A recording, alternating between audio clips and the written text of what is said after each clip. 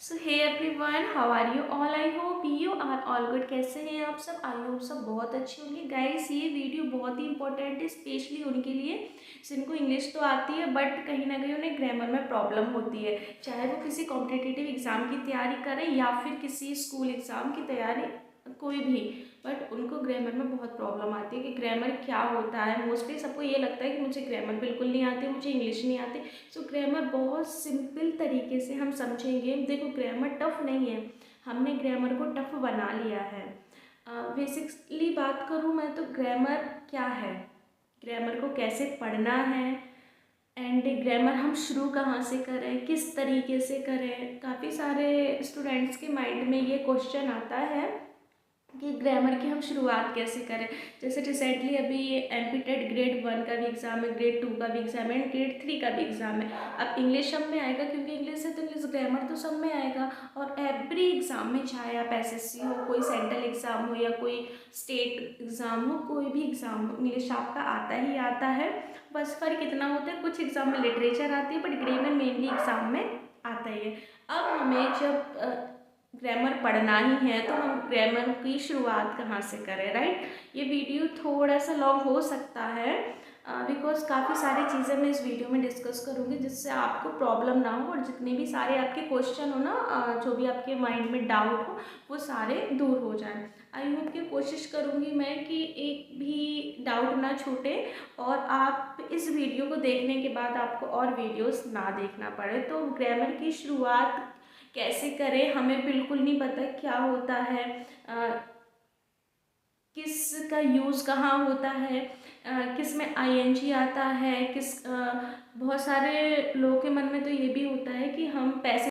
बहुत सारे स्टूडेंट ऐसे होते हैं जिनके माइंड में डाउट होता है कि मैम हम तो पैसेज भी सॉल्व नहीं कर पाते। देखो, मैं आज एक टीचर की तरह नहीं, एक फ्रेंडली, आपकी एक फ्रेंड्स बनकर आपको समझाऊंगी। ये मत सोचो कि मैं एक टीचर की तरह आपको ऑर्डर दे रही हूँ। नो, मैं बेसिक तरीके से आपको समझाऊंगी। तो आई होप सारी चीज़ें आपको समझ में आ जाए। तो बात को अब यहीं ख़त्म करते हैं, अब आते हैं हम अपने टॉपिक पर, राइट, जो कि हमारा टॉपिक बहुत इंपॉर्टेंट है। तो फर्स्ट ऑफ ऑल गाइस, देखो, ग्रामर इतना टफ नहीं है जितना आप सोचते हो। ग्रामर का आज से आप ये चीज़ भूल जाइए कि ग्रामर टफ होती है। ग्रामर टफ नहीं होती, हम उसको टफ बना देते हैं। ग्रामर में चीज़ों को रटना नहीं पड़ता, ग्रामर में चीज़ों को समझना पड़ता है। ग्रामर, आप सोचोगे कि जो रूल है हम वो याद करेंगे फिर हम थ्योरी की तरह, ऐसा नहीं है, ऐसा बिल्कुल भी नहीं है। सबसे पहली मिस्टेक जो होती है, जो स्टूडेंट्स करते हैं कि ग्रामर को हम टेंस से पढ़ना स्टार्ट कर देते हैं, जबकि ग्रामर को टेंस से ना पढ़कर हमें ग्रामर को सेंटेंस से पढ़ना है। आफ्टर ऑल, जब हमें देखो पता ही नहीं होगा कि सेंटेंस क्या है, हम टेंस कैसे पढ़ पाएंगे। और वो भी टेंस ऐसा नहीं है, आपको भी पता है 12 टाइप के टेंस पढ़ने होते, फिर उसके अंदर कितने सारे रूल्स होते वो पढ़ने होते। तो उसको पढ़ने से पहले आप सेंटेंस को पढ़िए।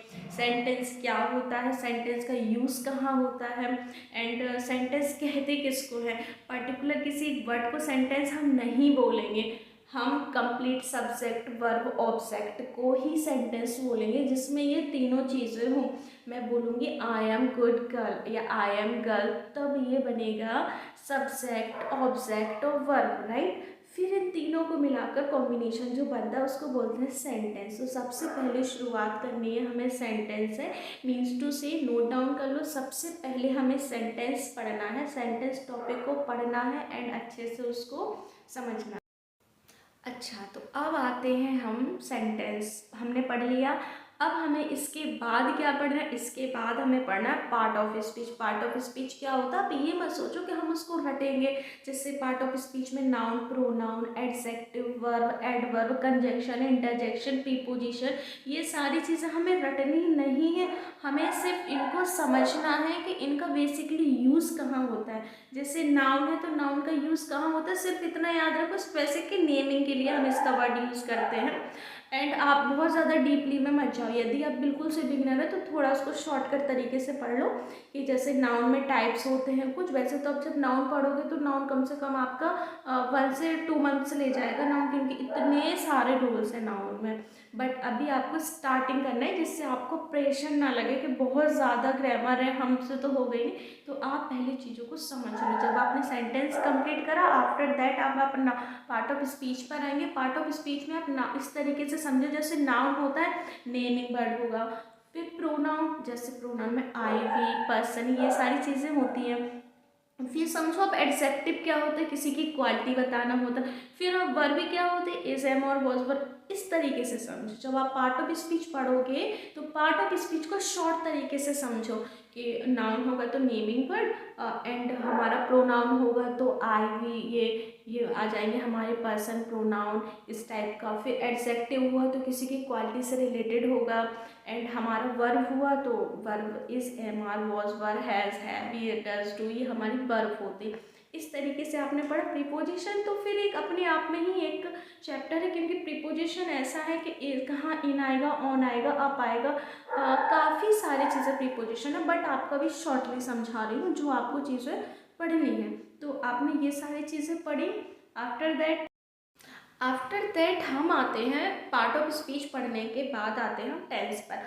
अब मैं ये नहीं बोलूँगी कि आप टेंस को पढ़िए, सारे टेंस को कंप्लीट करिए। देखो आप शॉर्ट तरीके से पढ़ो। कैसे? आपने टेंस पढ़ा, टेंस क्या होता है, टेंस का यूज़ कहाँ होता है, टेंस का यूज़ कहाँ होता है, टेंस कितने टाइप के होते हैं, इस टाइप से आपने कुछ पढ़ा। फिर आप एक सीक्वेंस वाइज में लीजिए, जैसे हमारा प्रेजेंट है, फिर पास्ट है, फिर फ्यूचर। एक चीज़ और, आप जब भी ग्रामर पढ़ो, ग्रामर को एक थ्योरी के जैसा मत पढ़ो कि हमने एज अ थ्योरी पढ़ ली।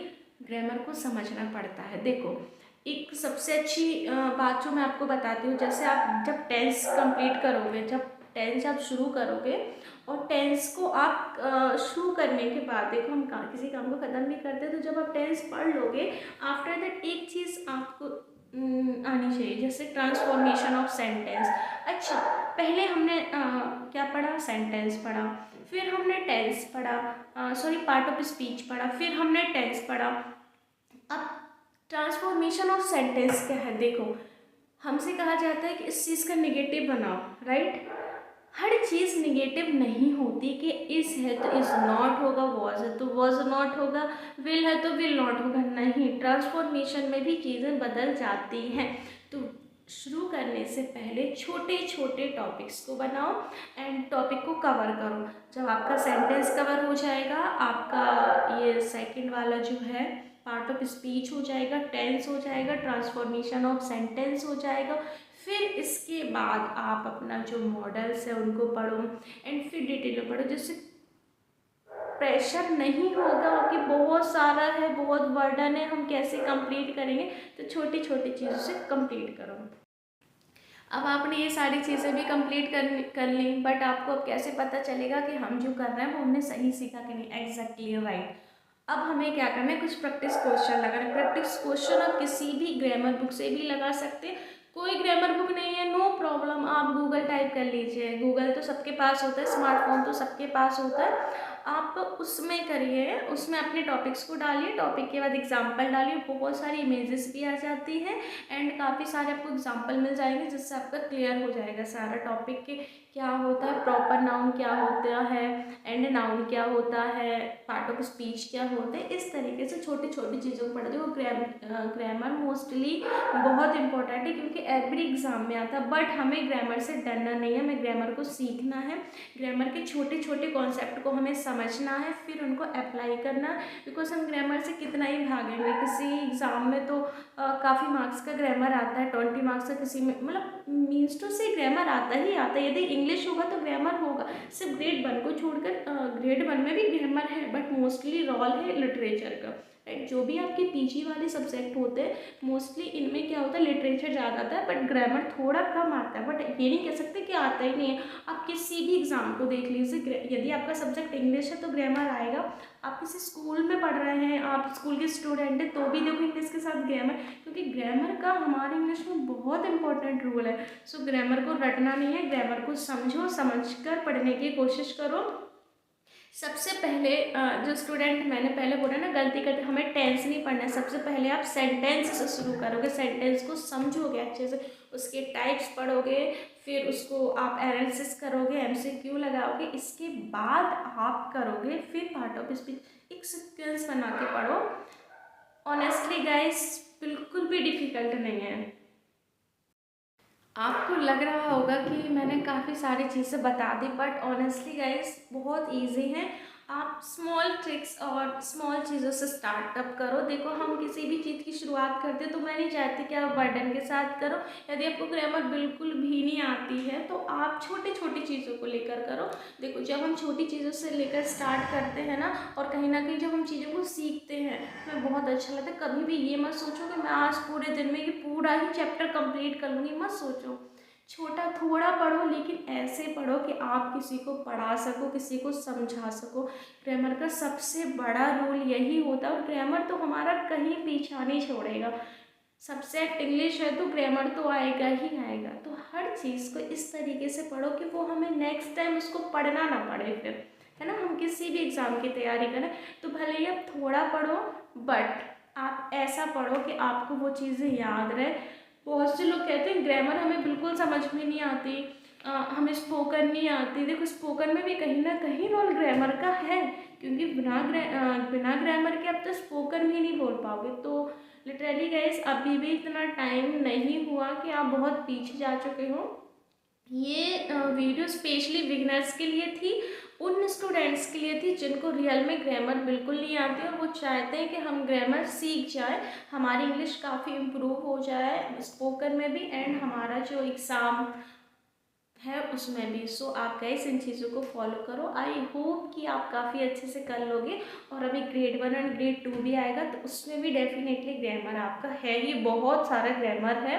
और ग्रेड 2 की बात करूँ तो ग्रामर तो भर भर के दिया है, तो ग्रामर के सारे टॉपिक को बहुत अच्छे से पढ़ लेना, जिससे आने वाले एग्ज़ाम में आप एग्ज़ाम को अच्छे से क्वालिफाई कर लो। सो कैसी लगी आपको video, please like comment channel subscribe जरूर करना। कोई क्वेश्चन हो तो वो भी कमेंट सेक्शन में लिख देना।